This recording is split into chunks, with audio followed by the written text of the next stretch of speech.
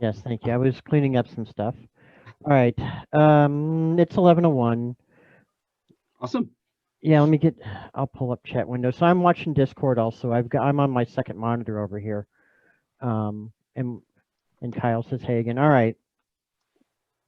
This is round two for us. For those of you, Hi, I'm I can't. Let me check participants, attendees. we're discussing technology, printers, 3D printers, CNC machines. This session's on hardware. Yes. Yes, and we have some new attendees. And we have our international attendee, Dermot. Thank you, Dermot. Our last session was on software, and I believe that's been recorded. So I think that's going to be observable later by those who want, correct?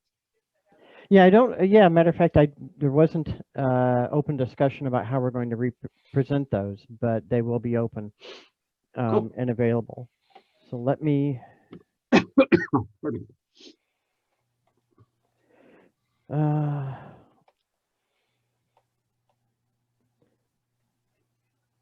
So this one's on hardware, and So you know what? I'm going to open this one up. All right. We will, and I'm going to open it with primarily in 3D printing. But for those of you who haven't been in attendance, I do 3D printing. Bruce has done 3D printing, and Ken, our other panelist, actually has the hobby level CNC mill machine and laser cutter. So we'll give you a little bit of a different view on things. I was the one out of us. I was the one who delved into this foolishness first, and I was tinkering around on YouTube and watching things, and I came across a 3D printer from overseas, the usual suspects, for $169. And I'm like, you can't pass that up. It was a kit you put together, and it's $169.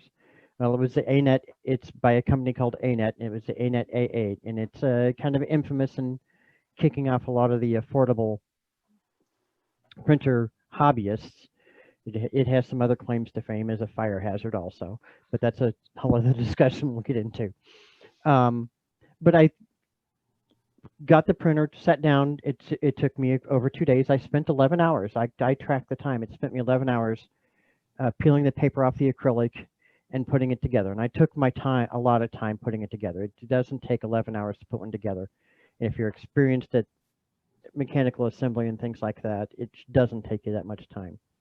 But I threw that thing together, and lo and behold, pretty much from the start, it worked as it should. And it's been a little workhorse ever since. And that was 3 years ago, almost 4 years ago.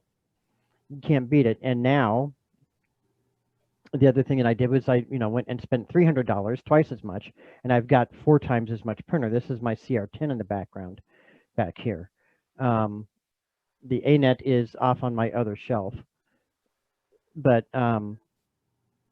it is as is any technology. It's come down in price, and it's twice the build area, which for 3D printers, that's one of the big things is build area, and it's twice the build area for $300. So that gives you an idea of where the hobby is at the lower end. The printers that I have are in comparison to what's available today, and some of the other printers available are finicky and picky. My ANET A8 is made from acrylic, so it is not well aligned. You can't print sub-millimeter accuracy parts to fit together and things like that. The CR10 is better.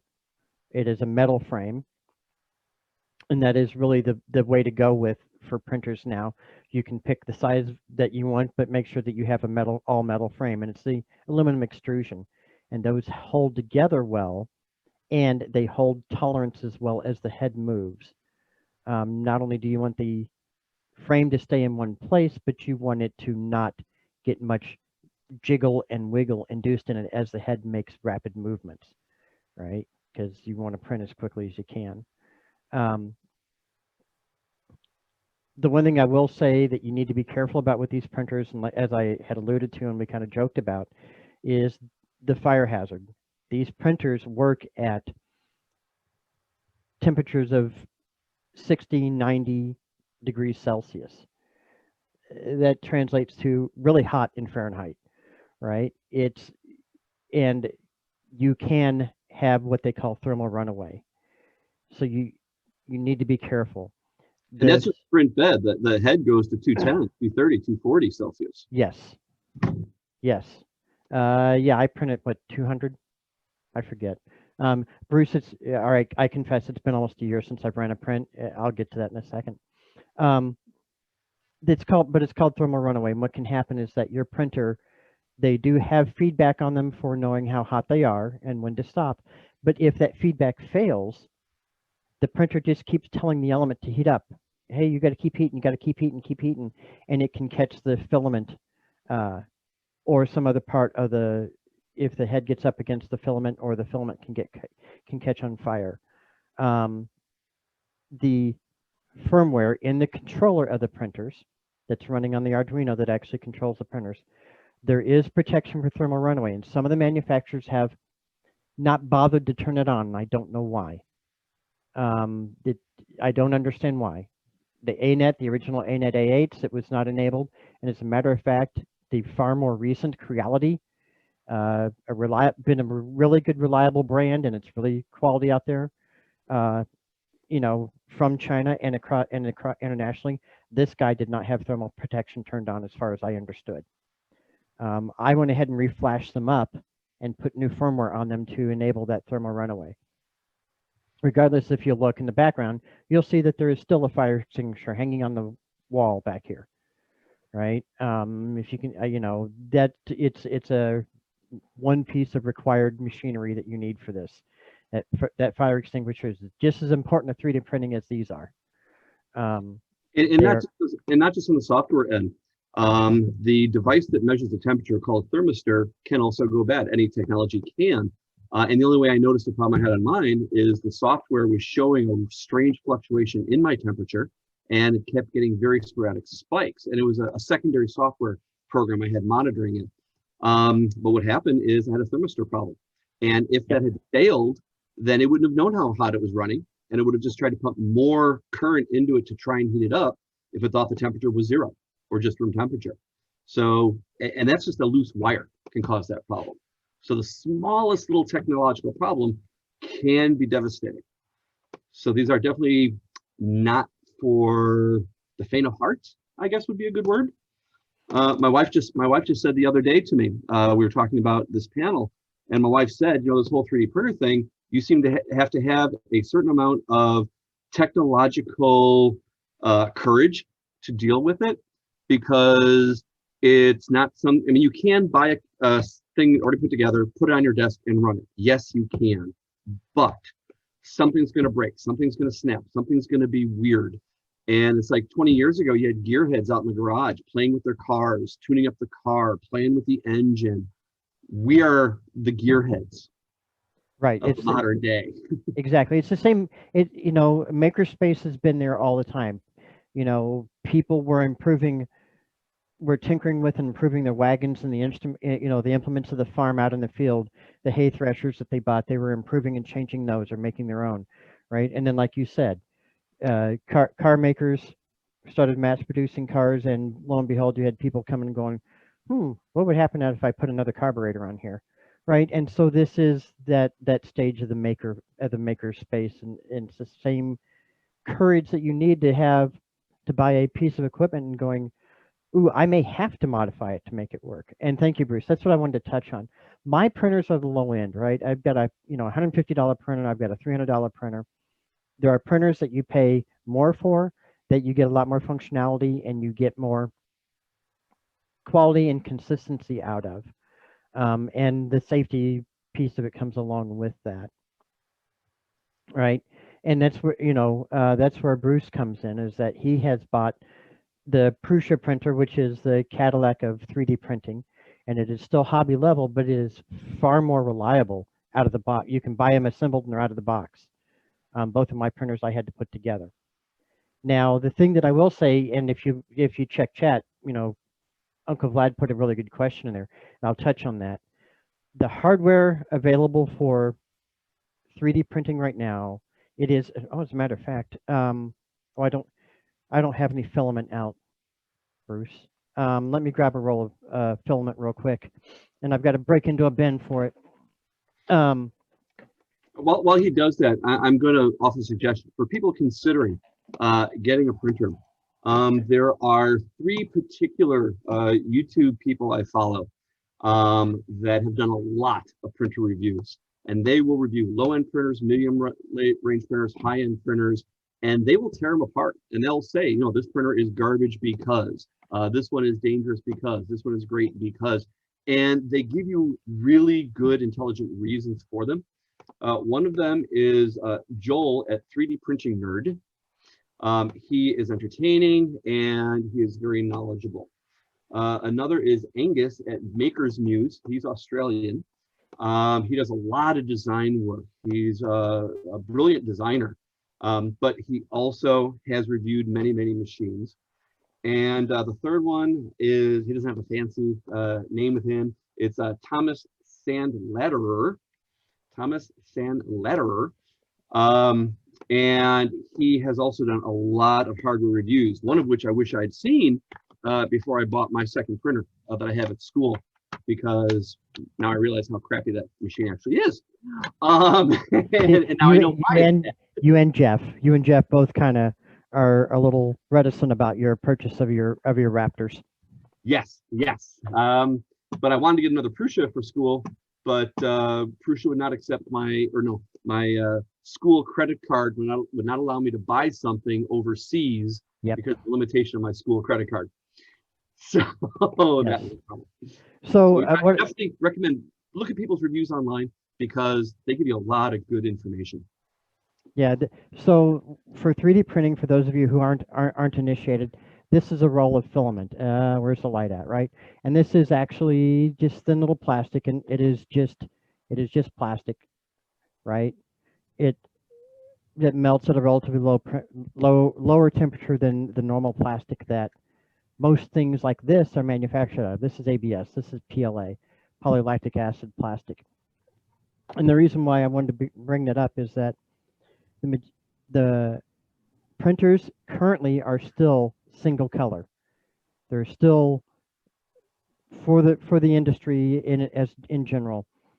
You put this through the print head and it prints a green part, and that's what you get. If you want to have a green and a blue part, you print the green part, you take this off the printer and you put on a blue roll, and then you restart the printo, and that has its risks that come with it of restarting a print. So they are primarily single color. There is 2-head printers, multi-head printers out there in higher price, and there is the software to handle it to do multicolors, and there are different ways to do that. There are add-on devices like the palette, which allows it to take in 5 different colors of filament, and it does slicing of the filaments and changes back and forth. There are downsides to having those kind. But they can get some pretty impressive results. But it's an expensive add-on that takes a lot of its own fiddling. So if you look at chat, Vlad had said something. Basically, right? You can mill things. You can imprint, add things. So the well-meaning politician, we're going to 3D print a tablet for every student. It means he's ignorant, doesn't know what he's talking about. Right. It's not an easy. That's not easy to do. Right, because if I want to make one simple flat piece of plastic that consists of 2 different colors or requires 2 different materials, it is, for the hobbyist, it is very complex. For manufacturing, it is moderately complex, and that's because they're geared to do that, even from an additive or a subtractive manufacturing methodology. Subtractive is like milling, where you cut away, where you take material and you cut it away, and additive is where you build layers up, right? And these 3D printers are additive manufacturing technologies. And for mass production, neither is the right way to go. You want injection molding for high speed, large quantity. So making tablets for every student, you're going to injection mold those. You're not going to 3D print. It takes hours to do what we do, whereas injection molding, you can do hundreds in an hour. Now, one thing that I was amused from both of you when you both first got your 3D printers is both of you ended up reducing parts to have your 3D printer upgrade your 3D printer. Yes. I know Richard was actually having one printer have it replace itself.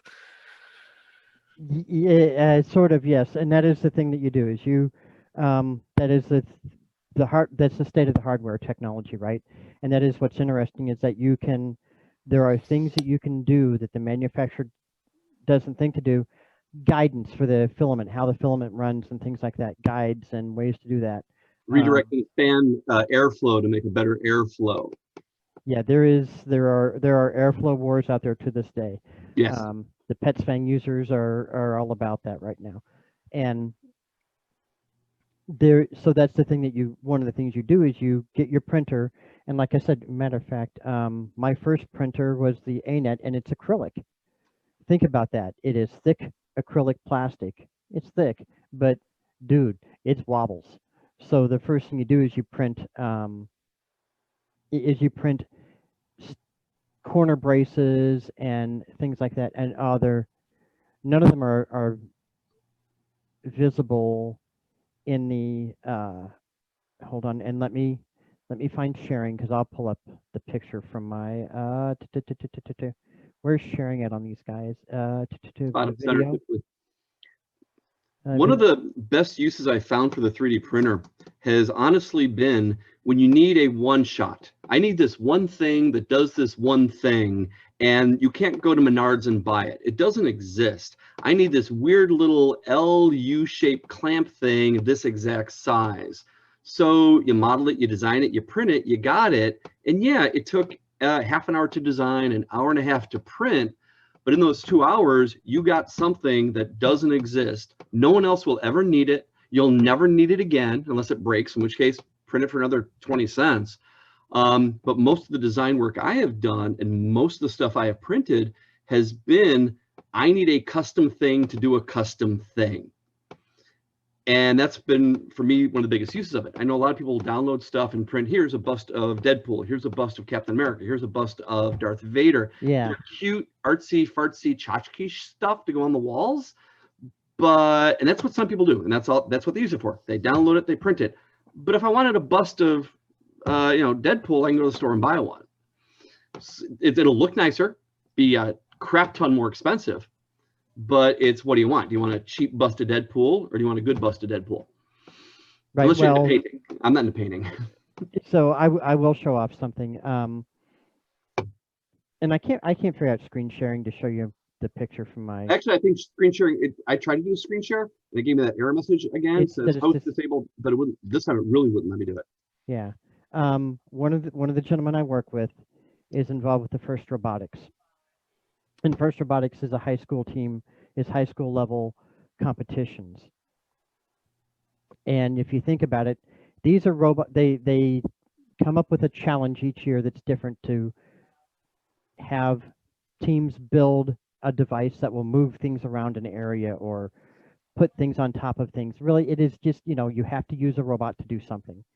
And if that's an area where you need a custom piece, right? And Bruce, if you could see this for real, this is carbon fiber in nylon.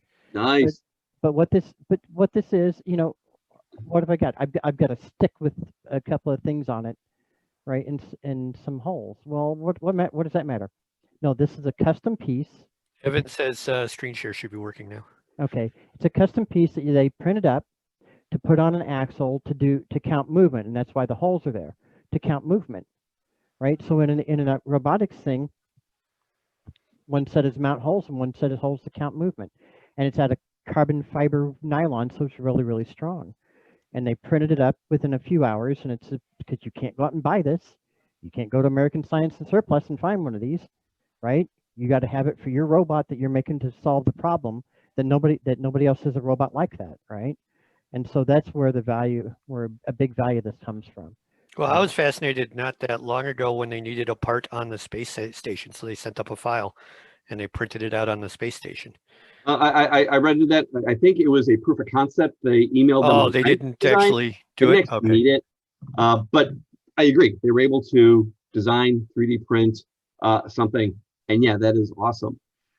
So Yep. here I'm sharing, and Okay. if you look, this bright part here on this printer, this is my $150 printer, and it is terribly bare and very hard to use. Well, if you look, this is just a piece that I printed that's a cylinder. This is actually attached to a screw that you have to push down a spring to put the filament in. Now, if you think about it, it's just a little bitty screw head that you're pushing your thumb down on. That's incredibly painful. It's really painful.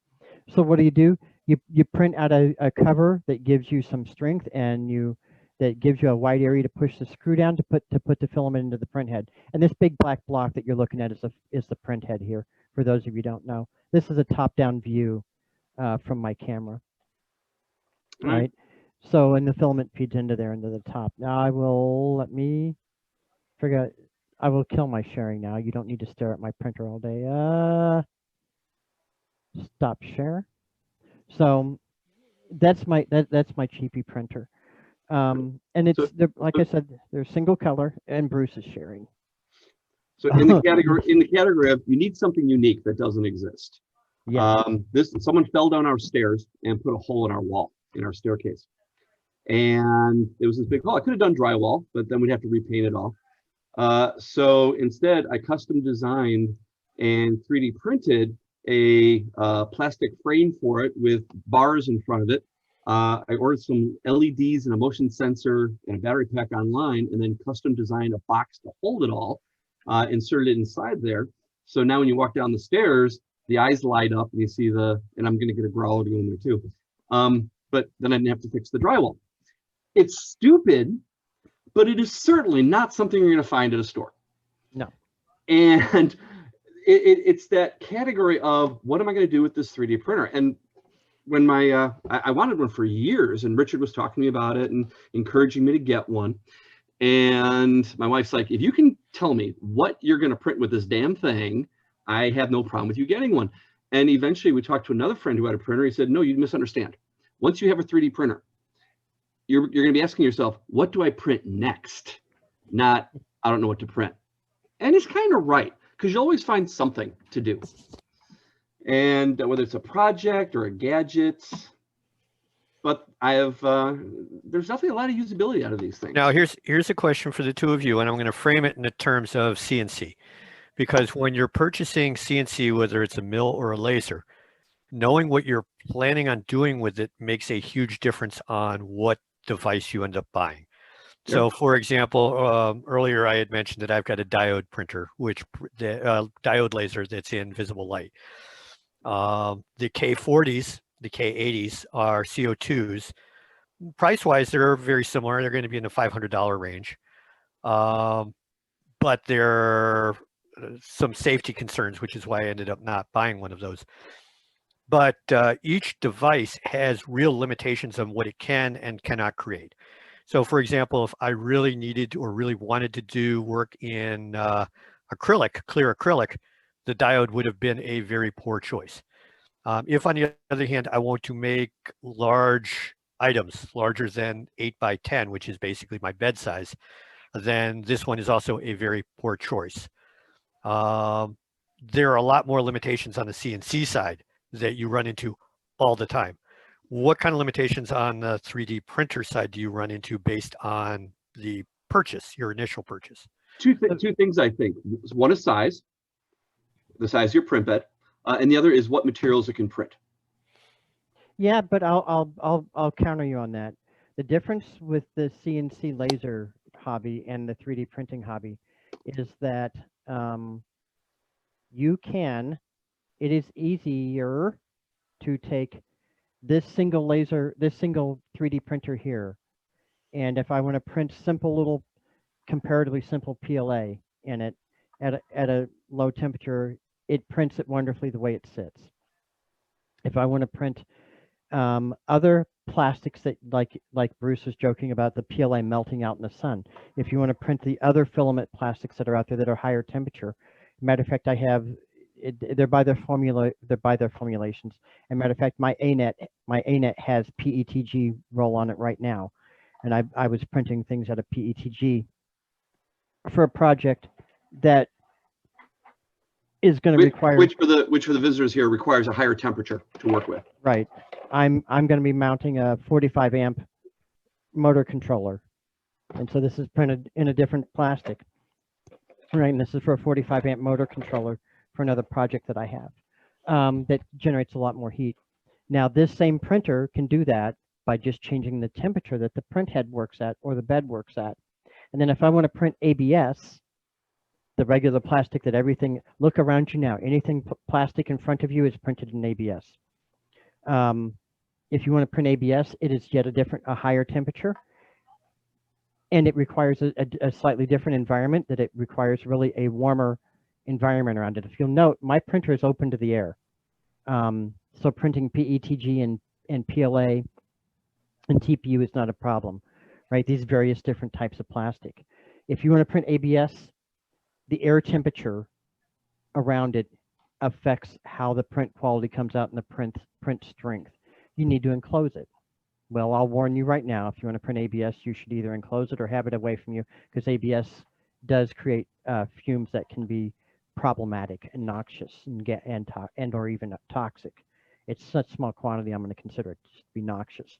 But that's the difference. You know, I can take this guy, put different types of formulations of plastic in him and print, or if I put an enclosure around it, the same thing, I've got yet another variation of plastic that I can do that is almost, you know, regular quality of stuff that you see that your little laptop and your monitor and your computers are all wrapped in the ABS plastic.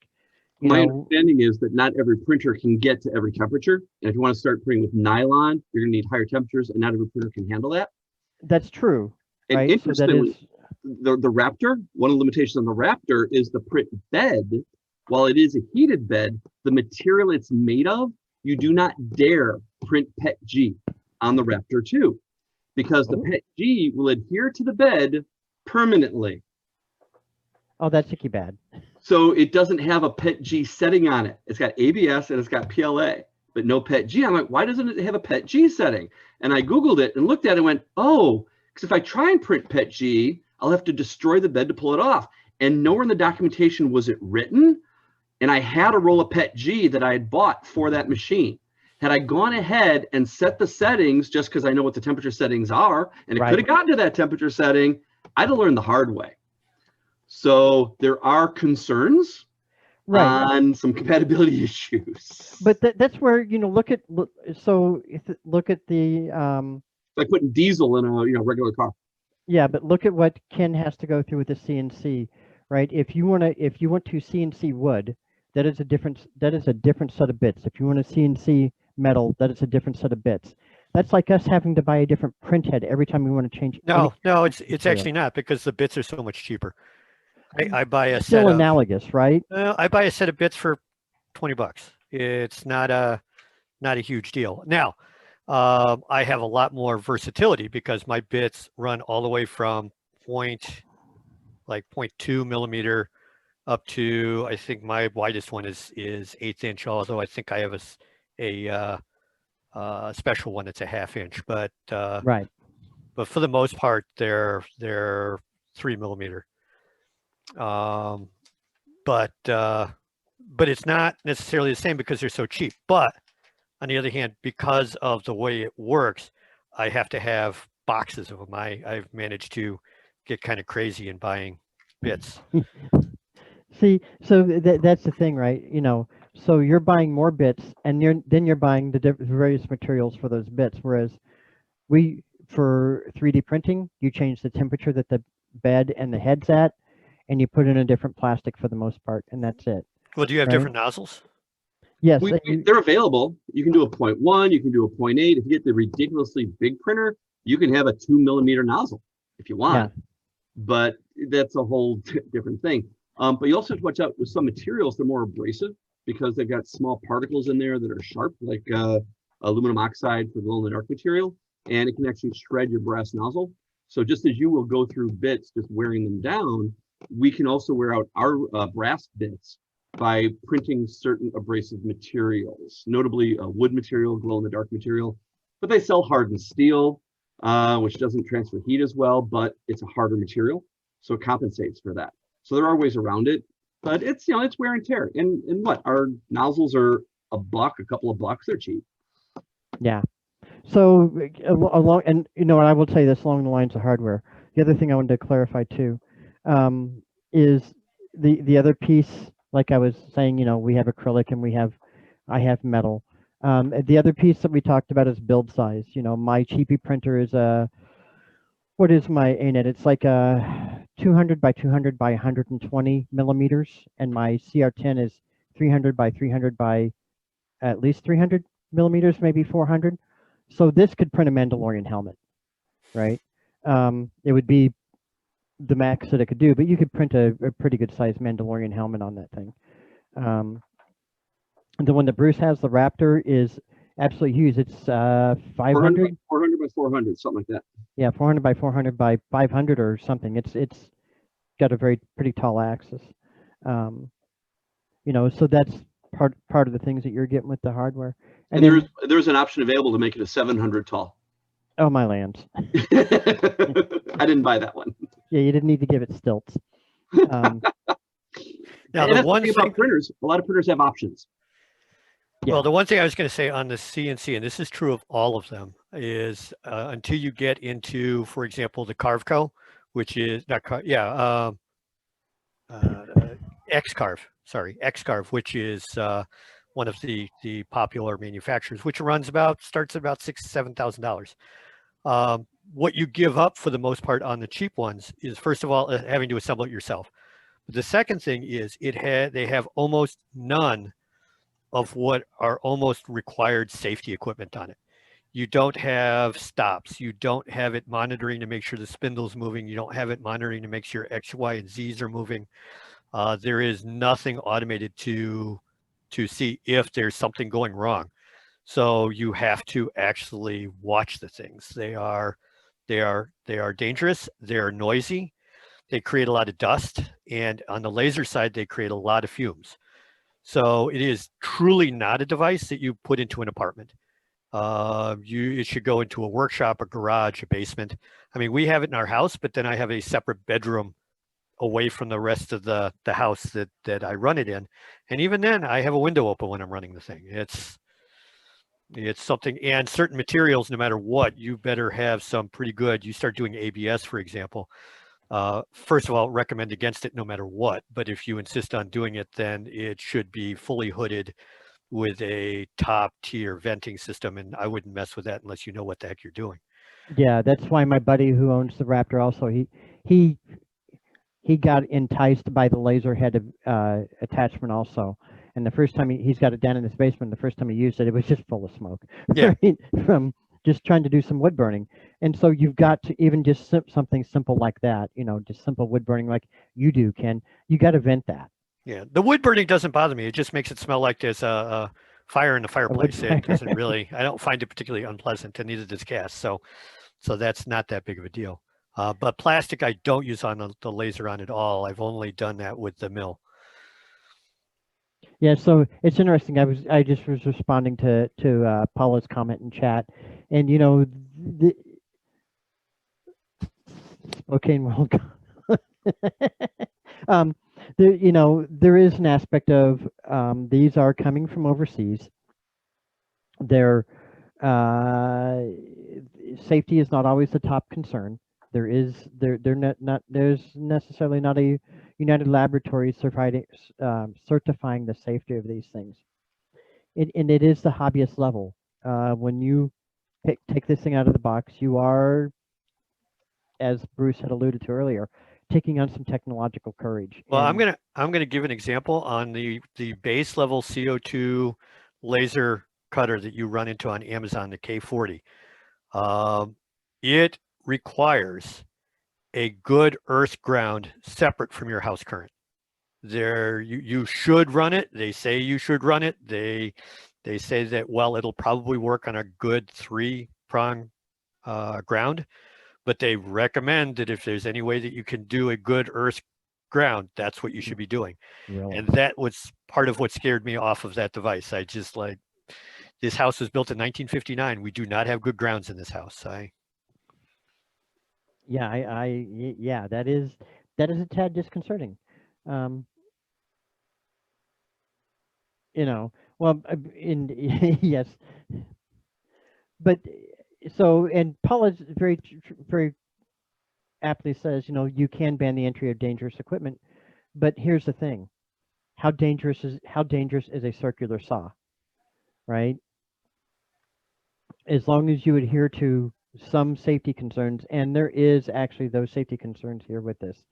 Like I said, I alluded to the thermal runaway problem that these things have had, and that is uh, that is a choice the manufacturers have made for some reason.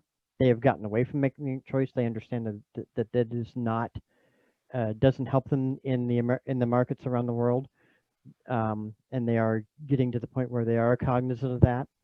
And the power supplies and stuff like that are relatively safe, you know. So the oh, and Paula, these things do come with warnings. Matter of fact, you can't see the yellow badges on my power supply, right? On my CR10, you can't see there are big yellow stickers that say "Do not," right? Careful moving parts, and power and things like that. So they are growing up in the last few years, right? Well, There is. look at it this way. My machine shipped with no enclosure and a 7-watt laser. Tell me what could go wrong. It requires common sense. That's Yeah, right. But this is where that technological courage comes in, and there is a difference between, um, you can help hear the difference between like Bruce and I. I am used to working with um, systems that are dangerous, right? I have been around telecom sites where they have neg 48 volts at 30 amps, and I've been around 100-watt transmitters and up towers, 35 and 75-foot towers, just for the macro scale. And I've also done fine tuning of yeah, transmitter amplifiers and frequency control circuits and things like that. So I'm used to this fiddly stuff. It doesn't, I understand that the micro scale affects the macro scale, and the macro scale you got to be careful with, right? And the safety around there being up lifts and all this other stuff. So that's where one of the things, and the previous answer to Paula's question about this being kind of a guild, and her concern about um, the safety warnings and things like that. That's why one of the things that we always come out with when we're talking about this stuff is, here's how you need to be careful with it, right? Here's the lessons learned. Here's the things that, and then here's the other thing. A lot of people don't read the instructions. They may not be great English, but they don't read them anyway, right? And so that is where you have to be careful, right? You gotta listen to the people that have learned in the past and take their teachings, right? So I understand. I hear the concern. Well, But I think one of the dangers of this technology that is different from a lot of other things, chainsaws, table saws, things like that, is that we don't leave a circular saw to go cut the wood while we go in the other room and watch TV. Whereas this is technology that's running a lot of current, running a lot of heat in both cases, both types of machines, yeah, and they take a long time. If a print job takes 36 hours to print, there is no way you're going to sit there for 36 hours and watch it. It's hard to be in the building for 36 hours. I mean, not these days. These days, it's easy to be in the house for 36 hours. I'm not sure I left the house in the last 3 weeks. But in a normal life, the thing takes 36 hours to print. You're going to go to the store. You're going to go to work. And this machine's running. And I think that's why there's a different safety issue to concern ourselves with, that you got to be on top of it. You got to inspect it every now and then. You got to look at it and go, that wire is looking frayed. This belt that holds this wire, this bundle of wires, how come it's kind of crimping? Oh, that's because when I moved the printer, I put the leg on the wire in the wrong way, and now the wire's crimping. So you really have to have an eye for all the details on the machine that are above and beyond. Yes, and I have not left the house since March, so there's that, right? So now, when it comes, so now I was able to give a kind of the gamut of, what I didn't give the gamut of printers was the cost, right? I know that my friend who bought a Raptor, which is the large size printer, he spent $700 on that. I don't know, but that was with the laser head too. And Bruce, that's probably about what the school spent for yours, right? A little more than that, I thought, but I could be Yeah. wrong. I think it was a little more. But And I've also bought it a year later, I think. okay. Thank you, Evan. 10-minute warning. Now, Ken, like you said, you know, you gave a, was it during this discussion, right? You spent what, $300 on yours, and it was a kit you had to put together, right? And that's the entry level for there, right? Pretty much entry level for CNC laser cutty things. Say that again? The $300 you spent $300 on your device, right? Mm-hmm. And that's about entry level. That is pretty much, you're going to run into the base CNC Amazon SaneSmart printer for between 150 and 350, depending on the options that you get with it. Without a laser, it's going to be closer to 150, and then they're going to run anywhere from a 2-watt laser up to, I think now you can get as much as a 10-watt laser, diode laser, and it's going to run you at the most maybe 350 to 400. And the construction is fairly stiff. It's extruded aluminum with, I believe it looks like Bakelite uprights, but it seems to be reasonably stiff. That's actually one of the few parts that I'm not at all concerned with. Although oddly enough, the part that holds the head together looks like it's probably 3D printed. But what's the working area that you get for that $300? it's a 300 millimeter by 180 millimeter, and the Z is, I don't know, that's a good question. 10, 12, 10, 15 millimeters? No, I probably get 100 millimeters on that. Okay. But one of the big differences on this particular, on the diode printer that's being used on a milling platform, is when you are cutting wood, one of the problems with the laser is it's focused. And so on the dedicated laser cutters, there's no Z-axis. Everything is at a fixed distance from the surface. So if you're cutting something that's a 1/2 inch thick, obviously the laser goes out of focus before it gets to the bottom of what you're trying to cut. In the case of that's actually the one advantage of a diode printer, is I can actually adjust the Z-axis. So as it cuts, it will actually adjust the Z to go down with each pass. Yeah. Vlad asked about power on these devices. Oh, I know I had a power supply backup on mine that I ended up frying very quickly, and I haven't had it on a backup since. But the downside of the power supply backups, I think, is if you're printing a 30-hour print job and you got your battery backup on it, you lose power in that house. Unless that power comes back on in half an hour, I don't think the battery backup's going to last long enough to print a 30-hour print job. yeah. So there's limited, I think, usability in that. Whereas some printers, like the Prusa printer, has, if it loses power, it remembers where it was. It stores enough energy to record its location, and it has power recovery. There's a few printers that do that, and it worked. It worked amazingly. I was impressed. The downside of Octoprint is Octoprint negates that feature. So Yes, I no it longer does. have power recovery because of Octoprint, but I'm willing to live with it. But now, so look at Vlad's question. Though that's really interesting, because one of the things that they're looking at there, Vlad, is for longevity. These are 110. All of these are 110 AC. They're single phase 110 AC. For anybody who might be squeamish about this or think about with the CNC mill, do I need a 3-phase hookup? And no, they're regular 110 AC household current. But they're 12 volts at several amps. And I forget, I put a kilowatt, the little power measuring thing on that I can plug stuff into to measure the power, and it's called a kilowatt. And it tells you what amperage and wattage the device is drawing. And so they can draw when the bed is heating and when the hot head is heating and the stepper motors are running, they can draw several amps. So as Vlad used the 28.8 kilowatt switch GPS in his example, right? That may be somebody who's running a farm and wants to survive a power out, and a somewhat extended power outage.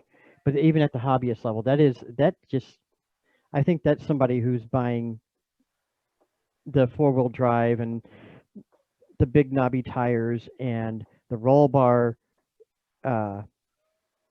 kit for their Jeep that's never going to go off road. Overkill, yes. Right. So Now, that's one thought. now I do want to admit we're now down to what, about 4 minutes now. So anybody have any last things they want to note?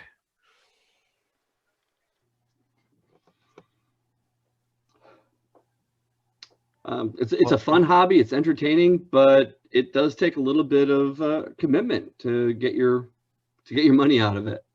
Yeah, we want to spend some time on it. Boy, I killed that conversation. Well, I know one guy's got a 3D printer. He just downloads stuff and prints it and sells it. Downloads, prints it, and sells it. He doesn't design anything. Oh yeah, you might want to put a pitch in for that website you guys go to download your projects. Thingiverse is one of them. Yeggi, Yeggi, lets you search across multiple websites to find things. Yeah, primarily for 3D. Yeggi is an aggregator for 3D printing designs, right? And it'll look at the various, because there is, what else is there? There's Thingiverse, there's, I forget the other ones. I can't remember. Fab265, GrabCAD, My Mini Factory. Yeah. There's a lot of them out there. Cults. Yes. Yeah, for the most part, I can't use most of those projects because when a project is designed for a CNC machine, it's designed for the specific width of the wood. So you have to, because if you're doing tabs or something, it has to fit to the thickness of the wood. So if I don't have exactly what that was designed for, then I have to redesign it anyway. Or if it's European, those nominal thicknesses are often different than US standards. So can you scale? Because in our slicer, we can scale things 10%, 20%, 30%. Sure, you can scale, but it doesn't. But then the entire project is smaller instead of just the tabs. So I end up having to redraw. Ah, okay. Oh, also highly suggested you learn metric. Because real 3D designers use metric. They don't use inches. Although oddly enough, in CNC world, a lot of them use US standard. I would say the bulk of them. Yeah, the bulk of them you still use US standard. Yeah, that's what surprised me is that the millwrights are still talking in thousandths. We're talking in millimeters. Mm-hmm. All right, fine. I'm wrong. So, okay, so we are at our time. Yes. I want to thank you both, and I want to thank Evan, as well as Kyle and Vlad for everything that they've done for Breezycon. Yes, thank you very much. We appreciate the opportunity to do this. And it's nice to see people. Yeah, yeah. My wife has been watching from the other room just so that she can see other people's faces. She's been posting our faces on Facebook. That's on my other monitor over here. Yes.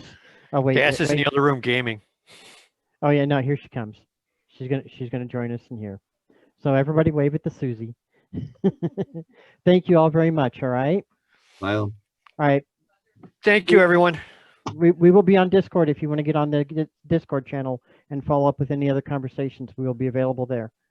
These panels are lined out on the Breezycon Discord site. I forgot to push it all along. Thank you, Evan. Bye.